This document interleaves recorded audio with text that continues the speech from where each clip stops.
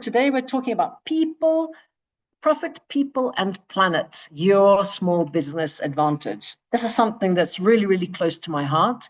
I've had a passion for a couple of decades now about how is it that we help people to grow businesses that are both profitable, because if you're not profitable, you're not in business, right?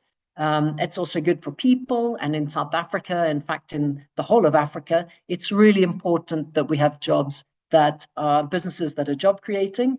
And then more and more, we're recognizing that our footprint on the planet is crucial. And so it is important for us to be able to build businesses that are also so that we have create a legacy that we're proud of, not just for today, but for generations to come. So let's, first of all, in our usual tradition, we're going to just do a little poll. So you guys are going to see there's got a poll's going to come up on your screens. There are 3 questions to this first poll. Please, jump in and fill in your details. Okay, so we've got, what have we got? We've got a bunch of people from West, a lot of people from Gauteng. It's always like that. And that's really because Gauteng is the center of commerce in South Africa. So I think 50% of the economy is focused in Gauteng. So it's never surprising that you get a lot of representation from there. We know we have Lizzie from East London. So you must be the Eastern Cape person there. A couple of people from KZN, from all over the place, which is fantastic. And nobody from outside the country at the moment. Most people are here because they want to gain unique insights, which is fab, get expert advice, and the other I think was me, actually. So anyway, so there we go. We got a good rounding of people understanding what people wanting. Networking, you can do that, of course, in the thread. Please feel free to connect with each other in the chat. And then generally, people are struggling to put all 3 together at the same time. And I think that I also answered that. We are, as a business, we also, they always say that you teach what you need to learn. And so we're all on this journey together.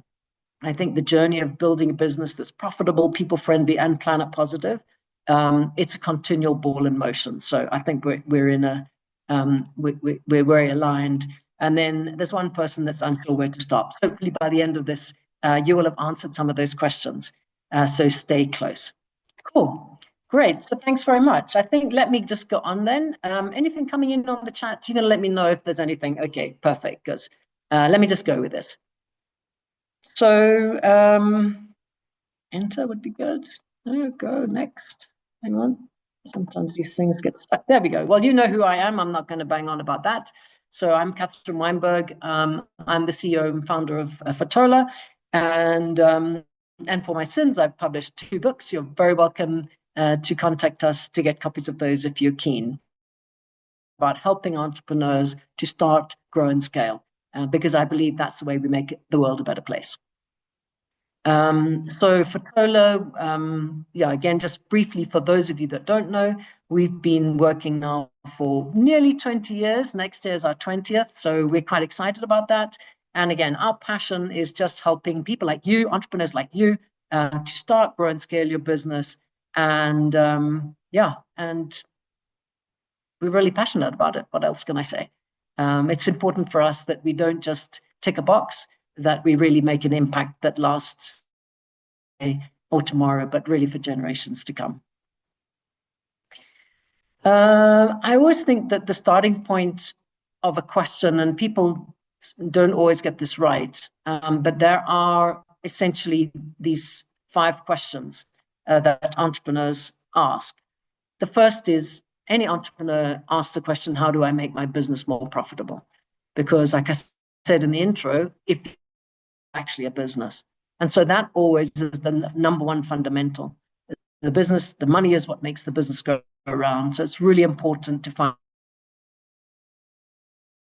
In South Africa, we are surrounded by community that of huge unemployment, and particularly youth unemployment. And so I think as responsible citizens, this question of how do we create meaningful livelihoods to who we are as people, we are as citizens, and inevitably that becomes part of the journey of a small business.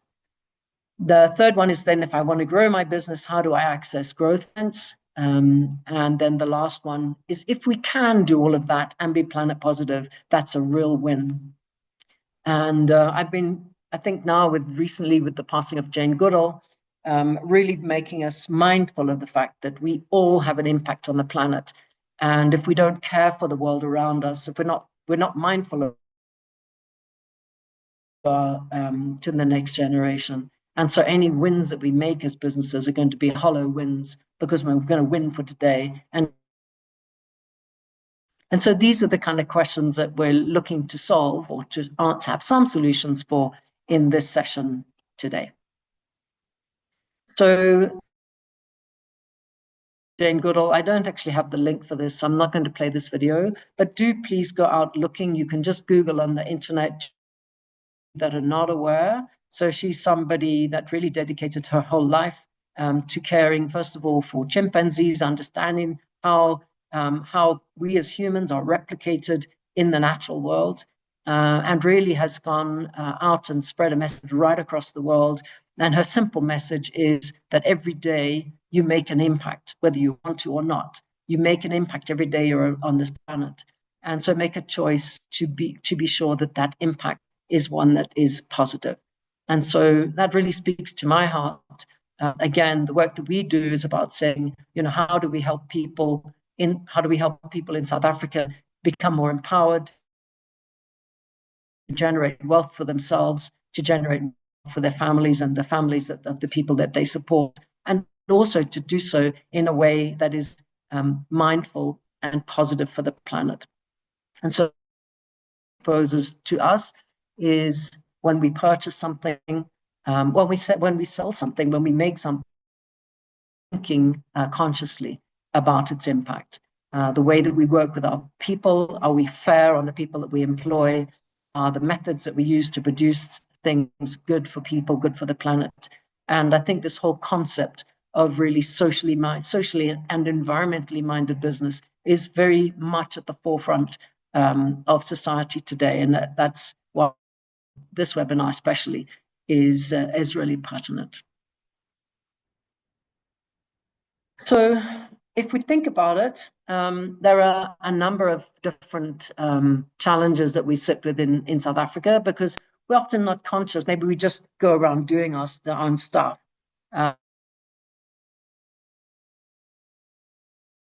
Always this huge air pollution in Johannesburg, particularly in winter, not so much at the moment. And air pollution around South Africa is really an issue. It's an issue that affects people. I don't know if you realize, but Mpumalanga, in fact, is the world's most polluted air. I was shocked when I found that. It's because of the mines there, the nitrous oxide that goes out into the the most polluted in the world, and that's really shocking. It's not so great in a few other towns as well, but really conscious that we have issues with air pollution. We also have a real challenge with waste. As a waste-creating society, many of you probably know this, maybe better than me, that in all of the cities around South Africa, the waste, creating too much waste. We don't know what to do with it. The waste that goes into the dumps also then leaks out into the environment, leaks out into the water, and actually creates both physical pollution and also pollution into the water. So waste is a problem in the way that we're living at the moment. We also have a real challenge with global warming. I'm sure South Africa are in touch with that. We're really conscious of the fact that the weather is changing. Summer's coming earlier. Winters are colder. Summers are in KZN. So we all know that global warming is coming our way. And then the last one is biodiversity loss. And so we're kind of conscious of these things, and I'm sure all of you that are in the webinar today are also super conscious of this. And so these are the kind of things that we're thinking about. I'm particularly excited about is the circular economy, because we've proven that it has an opportunity to materially change the way we do business and materially the world. And so what is it? Essentially, the linear economy is like the old school chop down a tree, you make something, you use it, and you throw it away. So maybe maybe a cardboard box. Okay, you've chopped down a tree, you've made a sense of it, and you send it to the dump. The recycling economy we're quite familiar with in South Africa, because there's a big industry about recycling. That's the same thing. You chop down the tree, you make the box, you use the box, you send it to the dump, and at the dump or just before the dump gets picked up and remade into something else. But with the circular economy, what's different here is that the intention is to keep things in motion. So you never create waste. It never goes to waste in the first place. You keep it in motion. And this is really the game changer for sustainability in the world today. So the main thing is, yeah, it's a closed door economy. And the idea is that you keep things in motion. And we'll speak a little bit more detail about this as we go. So circular economy has a great economic opportunity. I think around the world, it's something that it's not an industry. I just want to say that. Somebody, when I was talking in Rwanda last year, somebody said, oh, I want to get into the circular economy sector. And I said, circular economy is not a sector. It's a way of business that cuts across every single industry. But it certainly is a way, and we're seeing there's numbers there that say it is a great opportunity to put money into the economy. And that's something that's exciting for us as business people, after all. So what are the three basic principles of circular economy? And I hope, well, for some of you, this is like, all of this, and you can probably be saying it better than me, but I'm a great believer that it's important to get the basics right. And so for those of you that are on the call that this is new to you, let me just explain it from an entrepreneur's point of view. Just get it to really simple. You need the basic principles. You don't need 100 models and technicalities. Just understand these three basic principles. The first principle is to design out waste. And for any entrepreneur, that's music to your ears, because if you design out waste, so if you don't make waste, you've already become more efficient. And when you're efficient, you're more profitable. So the first component is design out waste, stop making waste. So whether it's cardboard boxes or whether it's pollution into the water or pollution into the air, stop making the waste in the first place. The second principle is to maximize product and material use, and that means keeping your products in motion. So don't make a t-shirt, don't buy a t-shirt from Shein that within 2 weeks is going to be all messed up and you're going to throw it away. Rather purchase a product that has a long life cycle that you can keep for many years, rather than just being in the kind of make and waste industry. And then the last component is restore ecosystems.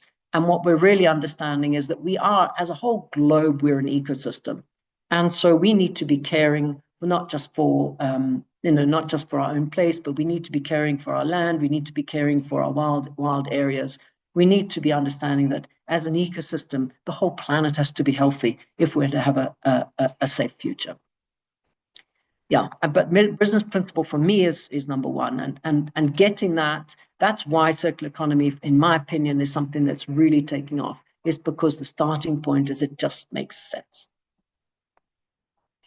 So just to say why, just very quickly, why, the background, why do I believe this is important? And that is because we've had a circular economy accelerator. We started in January 2022.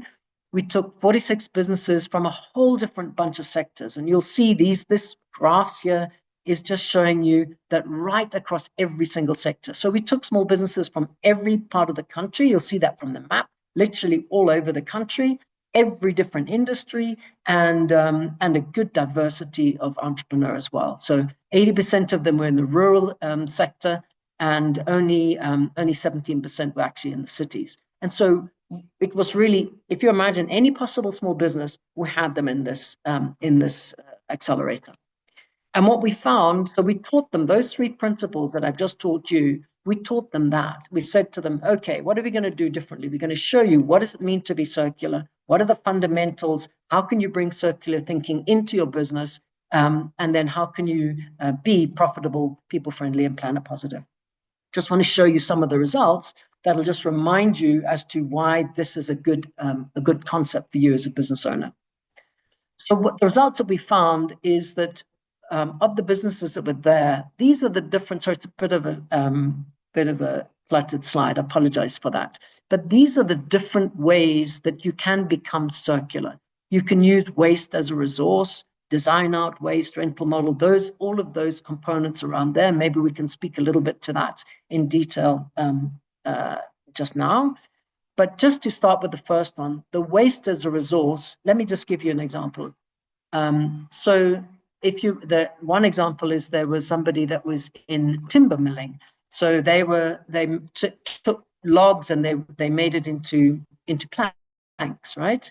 And one of their biggest costs was they had these big mountains of shavings and mountains of waste that cost them money to get rid of. They either had to burn it, which was really bad and polluting, or they had to pay people to take it away. When they came on the circular economy program, what they realized is that waste could be turned into value. And they started to turn that waste into compressed logs and sell the logs as a revenue.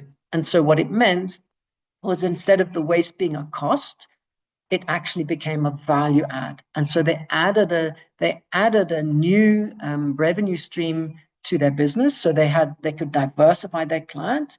And you know that as an entrepreneur, client diversification is really vital because it makes your business more stable. They had a new revenue stream. They were able to employ people in the log making plant. And secondly, it was good for the planet because now they were not just burning the shavings for nothing. And so these are all the different ways that the entrepreneurs in the program added new revenue streams, new circular revenue streams to their existing business.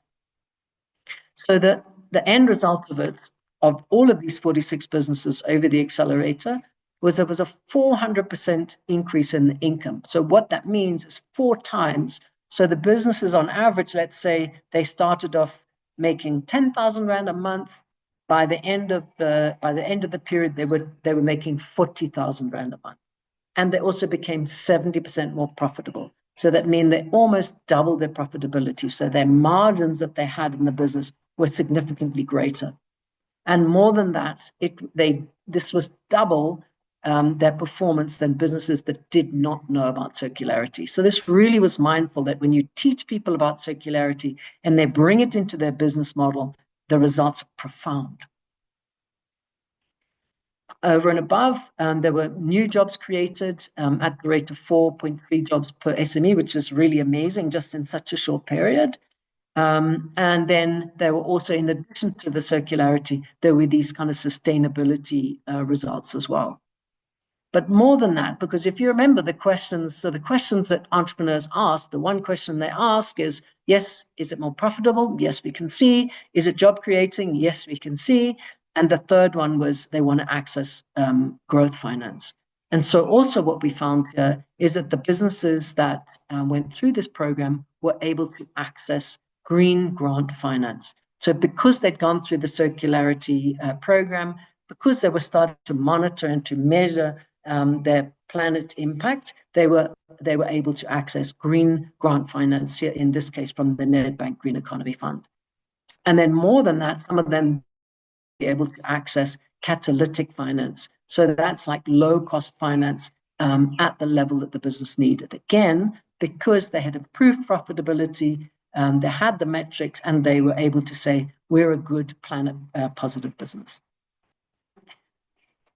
So, and this is presumably a video of me saying amazing things. So, but you've already heard me saying amazing things. So I don't need to say any more about that. But I think when you get the deck, we'll share the deck with you guys afterwards. There's a nice little clip here, just speaking a little bit about an example, a case study of an entrepreneur that went through and really created something amazing. So yeah, I just want to break from that because I can't actually see you. I want to just ask you, so is this landing for you? Is this interesting for you? Are we on the point? You can just maybe just give me a thumbs up in the chat, just so I know that we're kind of on planet. You've got a few got of thumbs up. That's great. Okay, is it interesting? Huh? Have you learned something? Yeah, awesome. All right, so it's always good to know. Hey. And yeah, very interesting. Great. Okay, super, super, super. So I think the thing is, guys, you need to know I'm an entrepreneur, right? I believe in simple solutions for building a successful business. And so just understand, I'm sharing something with you. If you've never heard this before, I'm sharing something with you that will change the future for you and for your business and for the people around you. This is really, really profound. And one of the reasons that we're hosting this webinar today is we have a new circular economy accelerator that's launching in the early part of next year. And so if you're an entrepreneur on the call that's keen to become part of a program like the one I've just shared the results of, please do join our ecosystem, register your interest, and it means that you will immediately get notifications when that call for applications opens. So both be part of the ecosystem. We share this kind of stuff all the time. But if you're keen to be part of the accelerator, please get on the list. Put your hand up that you're interested so that you're the first to hear about it when it launches in the beginning of next year. And in fact, just while I'm there, I'm going to jump off this call a little bit early, just before question time. And so Nadine is going to take over hosting from me, and she'll be able to answer any questions that you may have on that accelerator. But before I waste any more time, I'd like to just go to our entrepreneurs who have walked this journey and doing amazing stuff. And so I would like to just intro now to Nokutula. Oh, what's happening here? Oops, I think somebody's sharing a screen. Maybe we can. Can you close that? So the host can close it? Yeah. Great. Okay, so I think what I'm going to do now, I'm just going to quickly share. Nokutula, are you here? Are you here with us? I am. Good morning. Hi, Kathy. Fantastic. All right. So I'm just going to, so Nokutula, where have we got? Hang on, I've got one more there. There we go. Nokutula. So I am so excited to meet with Nokutula. I'm just going to quickly show you this so that you get the business information, guys, if you want to make contact. Nokutula is such an inspiration. So we're going to have a little chat with her. You're going to find out, you're going to just find out something about her that just, well, it's going to blow you away, because I can tell you it blew me away. Nokutula, welcome. Please, will you just give a quick intro? Who are you, and what is your business? And then we'll take it from there. All right, so my name is Nokutula Makubedu from NM Farm Fresh. We are based in Witbank or Emalahleni, Mpumalanga province. And I am an environmental scientist by profession, and while working on the mines, I wanted, a permanent residence, and a farm just seemed very attractive at the time. And I think I was also very interested in, farming as I wanted to create something that my children could inherit. I was very aware they could not inherit my job. And so I started chicken farming. Started off with 50 live chickens and was selling them to resellers. And the business has since grown, and now we are actually, we run an abattoir where we are licensed to slaughter up to 2,000 chickens a day. And yeah, so we produce meat products like braai packs, whole chickens, boxed chickens, and we're trying to create a range, crumbed range, smoked, and the marinated range to then supply to commercial markets that can resell. Awesome. That's fantastic. Thanks, Nokutula. So I'm actually missed that you're from Witbank. So Witbank is one of the most polluted towns in South Africa. Oh.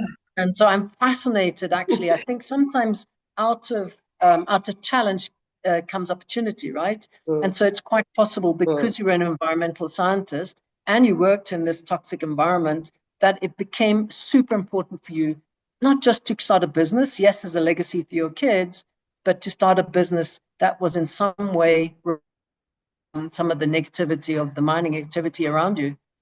So I'm fascinated to find out, what is it that so how did you start, how did you transition from there to really building something that was good for people and good for planet?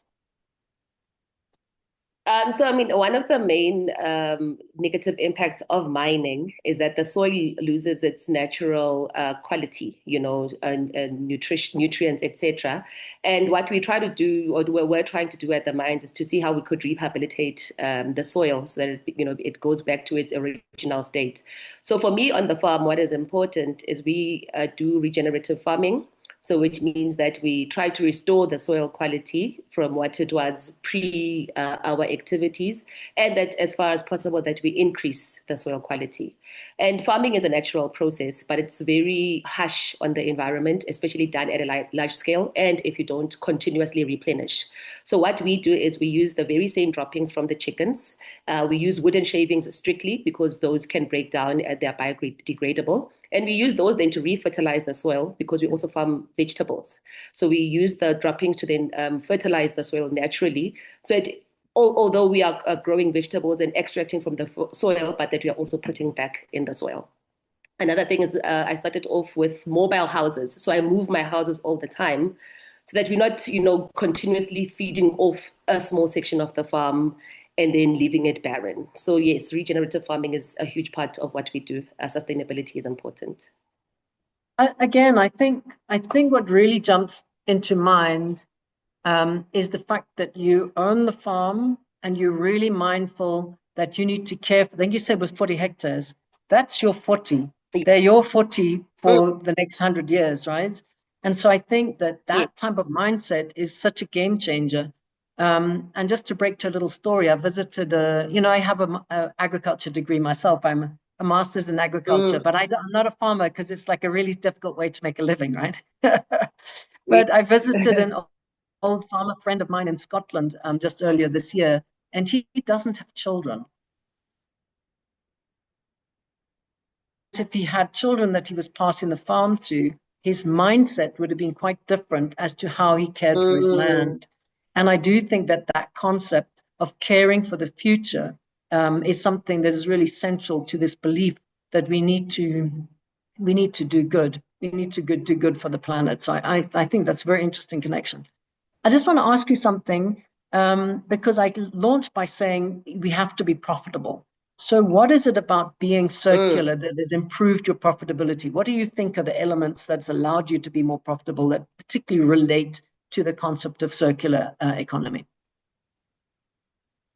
Okay, so for chickens are very sensitive, especially broiler chickens. So we need to heat up our chicken coops, especially when the chicks come in from day 1 until day 14. And also in the winter months, we heat the houses up almost for the whole 42-day cycle. So we run our farm completely off grid. So thank you to the SAPF Tulwana program.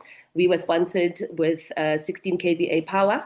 So we are able to run all of our electricity from the sun. And we run other machines. So we have a water borehole, so to pump water for the farm. We also run. We make our own feed so that we are cognizant of what we feed our chickens. So that also is very important to us. Are they nutritious? Is it natural stuff? So we've become profitable because we don't spend on electricity except the maintenance of our solar systems, which only after 3 years or so then you start to worry about what's happening there. Another thing is we are a zero waste abattoir. So we take our feathers and our blood and we put it into our biogas digester. And we can generate more heat there, more electricity to heat up our chicken coops if our solar panels run low, especially when it's the rainy seasons like now in the summer. So that has helped us to be profitable and also helped us to upscale our employees. So everyone around our operation is very environmentally aware, very waste aware. So everybody is involved in sorting, is involved in where the waste ends up and why do we have waste. So we try as far as possible to be zero waste. And even with our water, we have a vegetable garden, like I said. So even our grey water, we make sure that when we are slaughtering, we extract as much of the dirt from it as possible so that it ends up in the vegetable garden. And we're not, adding more to the already stressed environment that we do our little bit on our farm to preserve the environment. That's so amazing. So you were on the SAP Foundation Toloana program. Just tell me, Mm. what year were you in? What year did you enter again? So I joined in February 2024, the initial applicate the phase. And Great. I actually graduated at the end of this year. Okay, so you're still waiting to graduate. That's fantastic. I think that's really great. That's a game-changing program, and it's so wonderful to hear your story and the evidence where the SAB Foundation has supported you. So that's really great. No, I want to just absolutely. I think Sorry, Kathy, I was just wanted to say, like, I mean, when we came onto the program, I was just a farmer, but I was very frustrated with where the business was going. And now we've pivoted. We are a meat manufacturing company, because now we can even take up chickens from other farmers. We don't need to grow our own chickens. So the program was really valuable in pivoting us into the direction that we wanted to take. Excellent. I want to ask you something. So you've painted a really clear picture of how this circular economy thinking, this kind of planet Mm. positive thinking has changed the way that you run your entire business.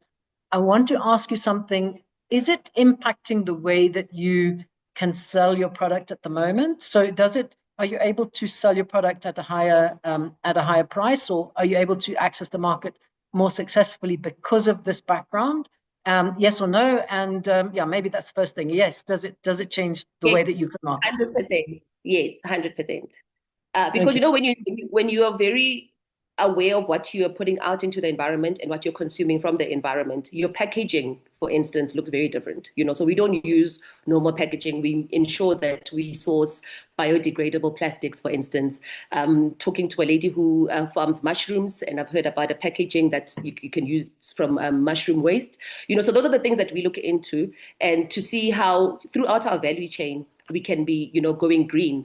But then that makes us then also like a niche market. We're not just selling ordinary chicken. It's firstly nutritiously grown, responsibly grown chicken, and therefore we now enter a different market of conscious consumers too.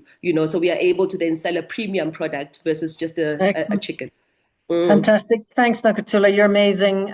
Thank you so much. You're really an icon in the planet positive business. I really thank Thank you for you your time. very much, Please stay Kathy. on. Please stay on. I'm sure there's going to be a dozen questions to you at the end. So please just stay on for Okay. that. Fantastic. Thanks, Nakatula. Now we're going to move to Jamie Nash. So Jamie Nash is the founder and CEO of a company called Electronic Cemetery, and so he has set up a specialist business that is handling specialist waste, e-waste, so electronic waste. And so his journey is a little bit different.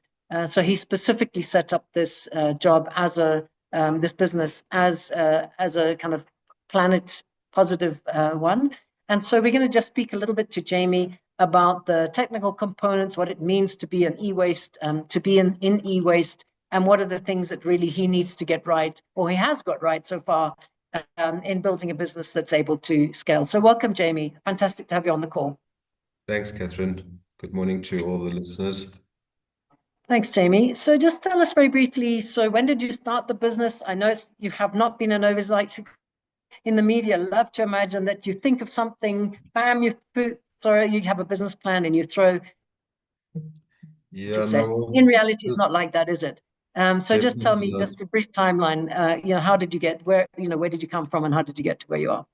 Well, I started this journey. I was actually introduced to e-waste through a mutual friend of a brother of a friend of mine. And then, just worked in their business for a little bit. And then after a year or two, they decided to move down to Cape Town, and I ended up just buying the entire database of their KZN contacts here, and just kind of started from there. But I mean, that was about 15 years ago. Um, and yeah, it's just grown from strength to strength. I think in some senses you could probably say that it was quite informal in the beginning. I didn't have any real certification, wasn't even registered for the first 2 or 3 years with CIPC Yeah, or anything like that. It was pretty much just an ad hoc operation. But then as I started looking into it more and more, I started realizing the importance of, being compliant. And if I wanted to get better yeah, clients and grow the business, it would need to be, because it did start getting a bit like a lot more regulated about 10 years ago. The Department of Forest and Fisheries and Environment started looking at things and tried to institute a waste management plan for the sector specifically. But yeah, Let's come back to that. Let's come back to that, Jamie. I just want to summarize where you are. So basically, you started, I think I'm right, you're a horticulturalist. You have a real passion for doing good, for giving back. I want to say this because I'm a hopeless English speaker in that sense, and I know that you're fluent in Zulu, and I think that in South Africa that really makes a difference. So you have a heart that wants to make sure that you're doing things that are good for the planet, but also good for the people. So I understand that you started it quite informally, as so many small businesses do. You're just doing a little bit of a hustle, you're trying this and trying that.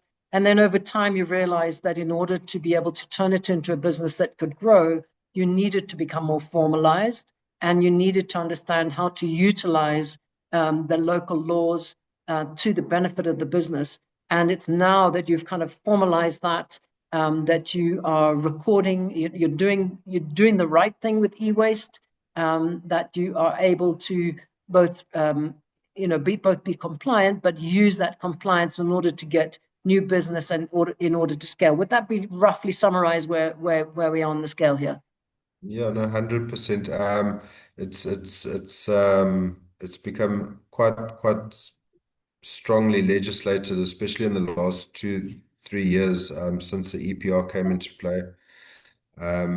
But yeah, the journey's been from horticultural, like you said. I was working for my father after I left school for many years, in the dealing with indigenous plants and what have you.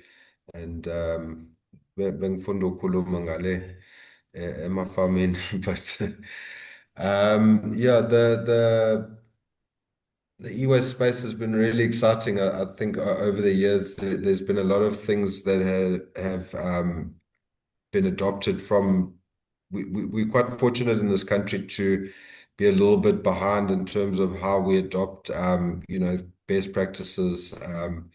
We get to watch the European countries and America and see where their restraint their issues are regarding it. So when the EPR thing came into play, it really opened up a lot of avenues.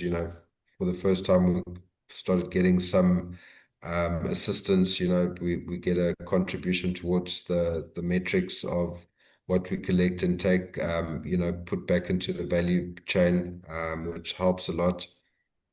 And yeah, there's definitely been a lot of staffing that have been added over the years. From where I started, I mean, it was just basically myself and some ad hoc employees every now and again, very, very haphazard. To now we've got like 17 staff, and we're about to take on about 10 new staff at the site in Hammersdale at Use It. Right. So there's definitely scope for job creation, skills development, a lot of those kind of Great. things. Jamie, so I was at the launch of the opening of your new factory in Hammersdale. And the thing that really struck me is how well you've managed to build partnerships. So the model is people, is profit, people, and planet. And actually, what I realized after coming to your launch was the vital importance of partnerships. And so I think that you've built amazing partnerships. So two things I wanted to say. You've built these partnerships that have allowed you to get where you are and will certainly escalate or scale your success going forward. But the other thing that you've really done, you've taken it on the chin, and that is about compliance. Because as small businesses, we're not really into compliance, right? It's like oh God, you have to do it. But I think that what you've done is you've taken this informal business, you've really taken compliance to heart. You've understood that it's vital to be compliant. It's vital to be able to measure and report and record the metrics, because the recording of those metrics, your impact metrics, whatever your sector particularly needs, gives you credibility for your clients, for your partners, and it will be the thing that actually makes you super successful in the sector. And I think that it's sometimes important to be reminded of that, even though the things we don't particularly like doing, sometimes those little things like compliance and monitoring and evaluation are actually the tool for success. So maybe just some last reflection on that.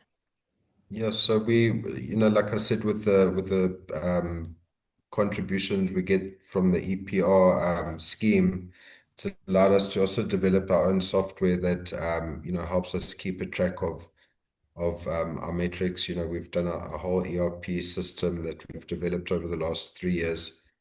And yeah, it's vitally important to be able to keep track of those metrics.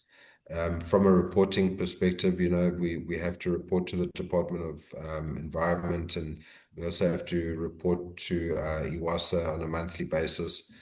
So to be able to keep accurate records and, have staff that are able to navigate a fairly easy program to deal with has really given us a lot of breathing space to grow the business. And now we've got a waste management license on the new site in Hammersdale, so our volumes are going to increase, and you have to be able to keep track of that very meticulously, because like the legislation around doing things the wrong way, you could face 15 years in jail, 15 million rand fine. Um, So it's not worth it to take chances and cut corners. yeah, Like we're not in this for the short great. game.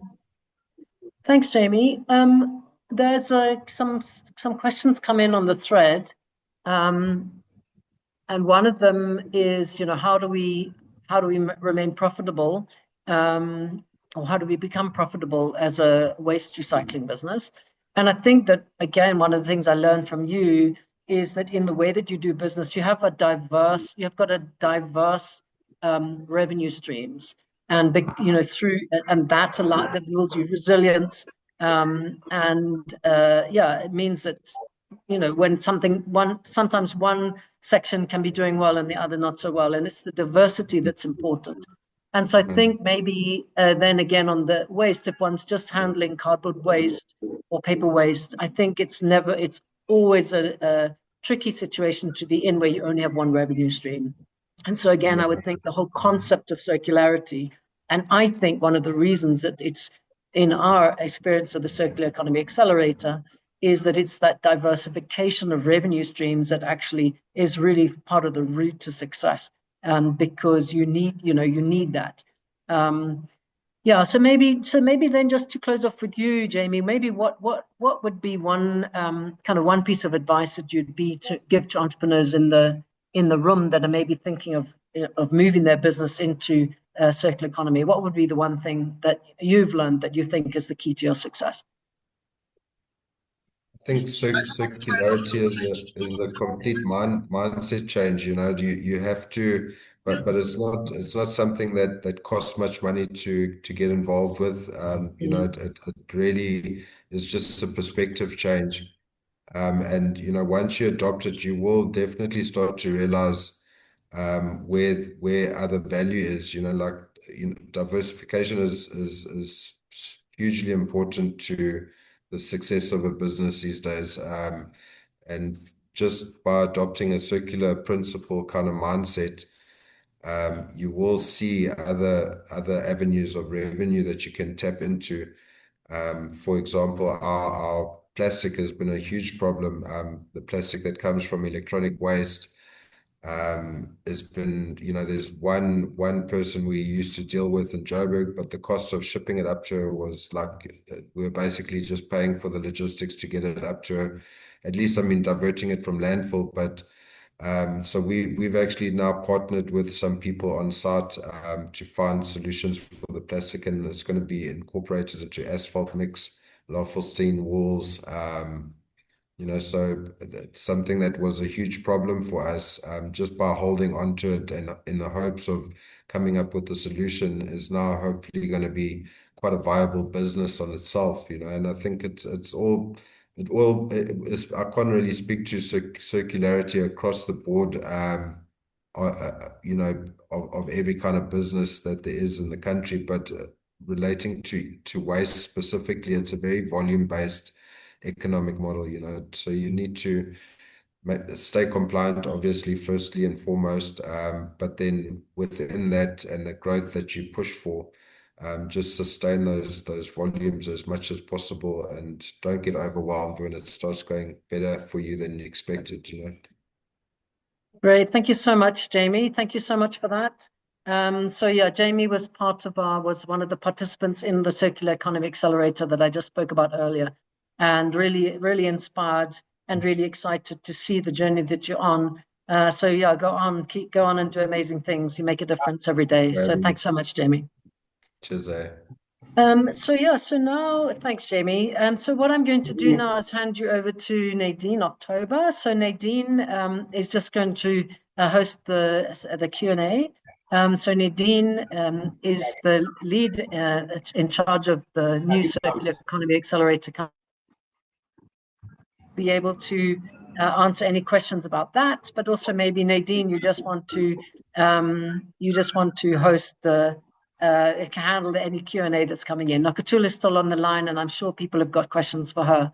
And there were also a couple of questions in the thread, and maybe our entrepreneurs are well versed to be able to answer those as well. So I think that's it from me. Sorry, I have to rush off. But fantastic. Thank you so much for joining. As I said to you, these monthly webinars are a highlight in my calendar. And go on and do amazing things. Nakatula and Jamie, you're really paving the way. So proud of you guys. Keep on making a difference every day. And thank you so much, everybody. Over to you, Nadine. Thanks for awesome session, Kathy. Cool. Great. We'll take any questions. If you can just pop your hand up. If you do have any questions about the program or for Jamie or Nukutula.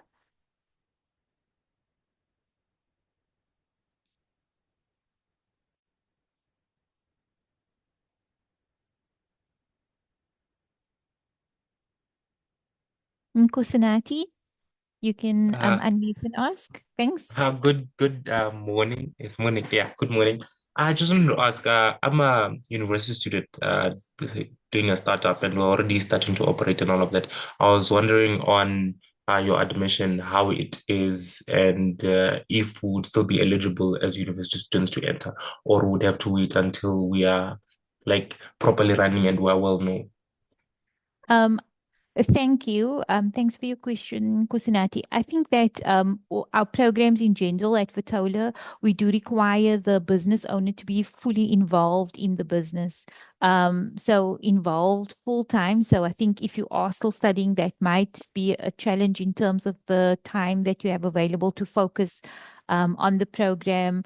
Entrepreneurs need to be available to attend workshops and participate in sessions. So you might want to continue to focus on your business and grow your business while you are studying, and then look at applying for a program that is available at the time once you are fully focused in the business.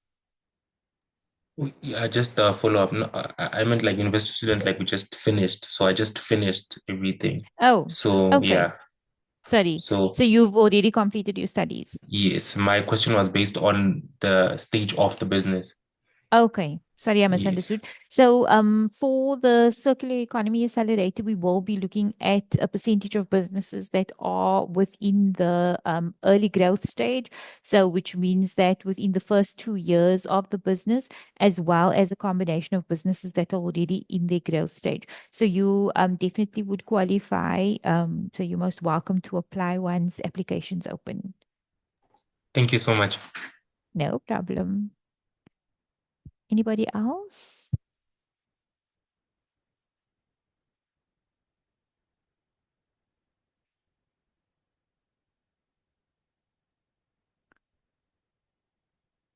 Mabatho? Mabatho, sorry. Hi, Mabatho, sorry. I saw you struggled with Hi! spelling It's the always a name. tough one, and I hate Yeah. getting people's names wrong. Okay, my How question can I is help you? direct. Okay, my question is directed to Jamie Mhm. Nash name. because he's in the e-waste industry, and in the Northern Cape, we are also having that type of waste. So what will a collaboration with him look like? The costs that are involved, and do they pay rebates, or how does it actually work? Thanks for your question, but I think with any waste sector, logistics is going to be your biggest challenge to get, from the Northern Cape, to get to us, is going to be quite a substantial cost in terms of logistics. So that would be our first deep dive to see what that would look like. There is obviously rebates available for pretty much any kind of e-waste. There are a few that have a negative value, especially like CRT monitors and printers. But for the most part, there is value in every kind of fraction that you get from waste, from electronic waste especially.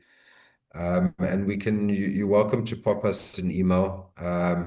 I've always wanted to visit the Northern Cape, so it might be a good opportunity to get a bit of a break and come and see what you guys are doing, and then we can, explore what possibilities are available to us. Thanks, Jamie. No problem. Vathu, does that answer your question? Are you good? Yes, it does. Can he just share his contact details? Okay. I'll put it in the chat. Thanks, Jamie. Nunkululeko, are you wanting to ask a question?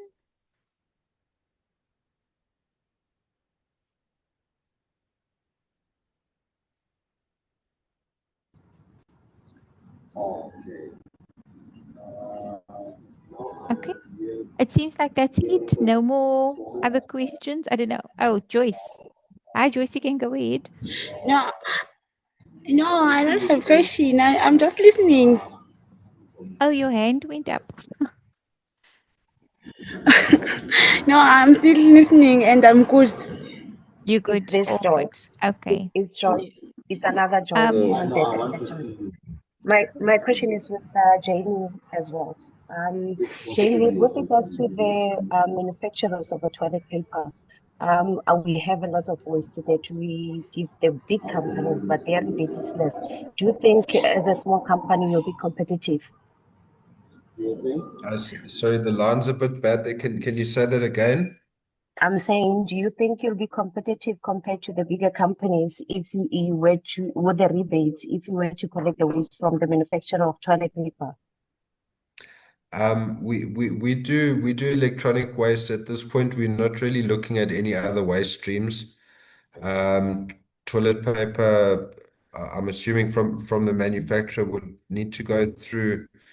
I'd suggest maybe contacting Nampak, or one of the bigger, specialist recyclers within paper and packaging. 'Cause at this point, we just don't have the capacity to look at other waste streams. Thanks, Jamie. No problem. Tisetso, you can unmute and ask your question.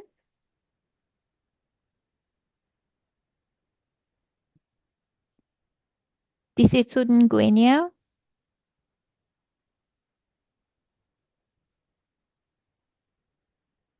Okay, maybe we'll move to Lorato in the meanwhile. Oh, there we go. Healthy Tisetso, you Rising. can go. You can go ahead. Am I audible? You are. Oh, my question is directed to Sis Noktula. Firstly, I truly admire the regenerative systems you've built around poultry. As Hlompo Investment, we are based in Emalahleni, where you also are. We are developing a regenerative agri-park model here in Emalahleni, right next to the duck pond, focused on demonstrating the different farming methods that we have. This will be done through skills development research and education. And I would like to know, are you open to a possible collaboration? And yes, basically, how would emerging enterprises like ours integrate sustainable livestock systems in partnership with specialists like yourself to build a more circular and inclusive local food economy in Emalahleni? Because I believe that Emalahleni should feed itself. Thank you. Hi, your name is Tompo, am I correct? Or from Tompo Investments. My name is Diseto, but my Yeah. company is Tlompo Investments. All right, hi, this is a pleasure to meet you. Yes, I pass by Duck Pond all the time when I drop my kids off at school. So, are you guys the ones with the tunnels, the new Yes, tunnels? You yes. nice. Okay. Yeah, and I've spoken about you to someone already, to Sizwe from Department of Agriculture, because we're talking about tunnels, and so yeah, so you're already on my radar. So definitely, I think collaborations are the only way to win in business, and then to leverage on each other's skills, each other's strengths. So there's definitely room for a conversation, and then we can see how to take it forward. I've put my email and my contact number on the chats, and then yeah, we can have an offline after this. Thank you so much. We'll be in contact very soon. Sure, thank you. Thanks, Nokutula. Lerato, you can pose your question. Morning, everyone. Morning. Okay. My name is Lerato Mazimbi. I'm the founder of a media company called Female 28. My question is posed around advertising, because I think it's quite linked to every business that is mentioned around here. So my questions, I think I posted them on the chat, but I'll just mention them. The number one is, how do you worth your business in order to make your profit? Do you consider your overall cost of the starting of the business, or do you also look at the competitors or the current trends in the market? And then how do you scale it to a corporate level to start competing with other media companies such as Prime Media and so forth? Because the aim here as well, I'm trying to gap to small the gap between small businesses and also big companies. I would like to also advertise in a very professional manner small businesses that are coming up, to assist them to upscale to level of corporate or maybe higher, where they also want to be. So using advertising. So we're currently running it's called Billboard on Wheels. It's all across the country. What we do, we advertise using billboards that are mobile, and then you can even post your videos around it. So that's where I'm coming at with the advertising. Okay, Lerato, thank you for your questions. They're not linked to the focus of this session in any way. From what I understand, you're looking for business development advice around your advertising business and how to scale it. And I don't think that that's necessarily a straightforward question that we can answer. Because obviously it depends on the nature of your business and the tools that you have at your disposal. You've said that you have left your questions in the chat. I did see them. Can you possibly just add your contact details to your questions, and I will arrange for someone from our team to reach out to you in response to those questions. Thank you so much. I will appreciate that. Thank you. Matlatsi or Bridget, does someone got a does someone know where Lerato's questions are in the chat? Can someone please connect with him and just get at least the email address so that we can get back to him? Thank you. I think Cameron was next. However, it looks like Cameron is gone. Cameron, are you still there? Yes, can you hear me? Yes. Can you hear me? I can. Okay. Yes. All right. So my name is Cameron. Here in Limpopo. Work in the mining industry. However, I just want to find out if any of the businesses are willing to collaborate in terms of moving throughout all 9 provinces, because I'm actually part of a movement that's trying to at least eradicate unemployment. So if you already have running businesses, if we can give you the land, finances, can we work on collaborations in maybe moving all your businesses there? Basically collaborating that way. I must tell you, I'm part of the Khoisan chieftaincy, so we basically involved in development of businesses for young people unemployed. That's it. Okay. Um, Sure that I suppose Cameron sounds very unclear. So you say you're looking to collaborate with businesses in the 9 provinces, but that you wanting to give them land and move them there, but not sure where. Okay, sorry. Let me rephrase that. Um, because most people here have running businesses, Yeah. we have reached through all 9 provinces, especially in underdeveloped areas where there's unemployment. So instead Okay. of you helping me out to develop my business, can you guys assist me?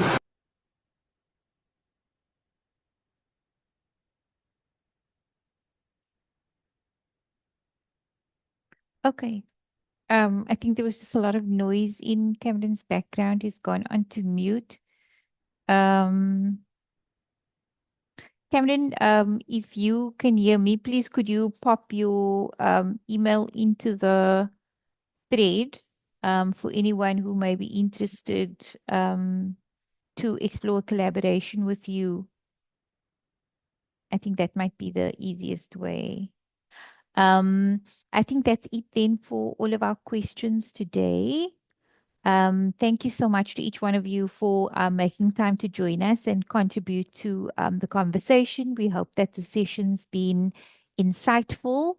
And if you are interested in our circular economy program that will be kicking off early next year, please head on over to the Fetola website and get some more information on our entrepreneurs page and register your interest and join our tribe so that we can keep you updated on any interesting programs and opportunities that evolve. I see Cameron has popped his details in the chat, so if you do want to reach out to him, please go ahead. Furthermore, wishing you a lovely rest of your day and week ahead. Thanks so much. Bye-bye.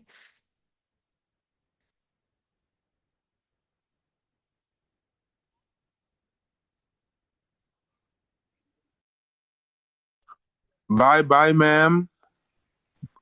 Thank you. Bye. Bye.